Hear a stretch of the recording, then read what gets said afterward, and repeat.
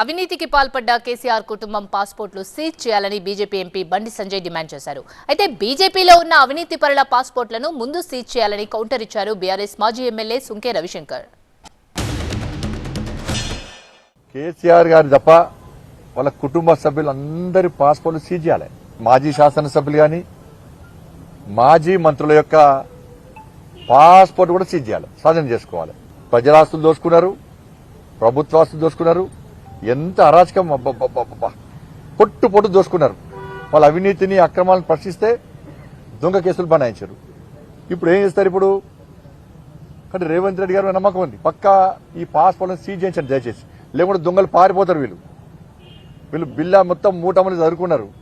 ఎక్కడ విచారణ ప్రారంభిస్తే తొందర దేశం వేరే దేశాల్లో పారిపోయే ప్రమాదం ఉంది. వీళ్ళు ఆ ప్లాన్ చేసుకున్నారు, గెలిచి ఉన్న వాళ్ళే గెలవకుండా పారిపోవాలి అని చెప్పండి. వాళ్ళ ఆస్తులను స్వాధీనం చేసుకోవాలి, అక్రమంగా సంపాదించిన ఆస్తులను స్వాధీనం చేసుకోవాలి. ముందుగా వాళ్ళు పారిపోకుండా వాళ్ళ పాస్పోర్ట్లు మాత్రం స్వాధీనం చేసుకోవాలి. పాస్పోర్ట్లను భారతీయ జనతా పార్టీలోని పెద్ద దొంగలు, దోపిడీదారులు ఇలా దేశ ప్రజల పేదల సొమ్ములంతా దోచుకొని ఇలా ఇతర దేశాలలో విదేశాలకు పోయి బతుకుతా ఉన్నారు. నీకు దమ్ముంటే నీ చేతనైతే ఫస్ట్ వాళ్ళ పాస్పోర్ట్లు సీజ్ చేసి, ఇవాళ ఎవరో పాస్పోర్ట్లు సీజ్ చేయాలో తెలుసా? అసలు భారతీయ జనతా పార్టీ నాయకుల ప్రజాప్రతినిధుల పాస్పోర్ట్లు సీజ్ చేయాలి వెంటనే. అసలు బీజేపీలో ఉన్నటువంటి దొంగలను పాస్పోర్ట్లు సీజ్ చేయాల్సిందిగా నేను ప్రభుత్వాన్ని రిక్వెస్ట్ చేస్తా ఉన్నాను.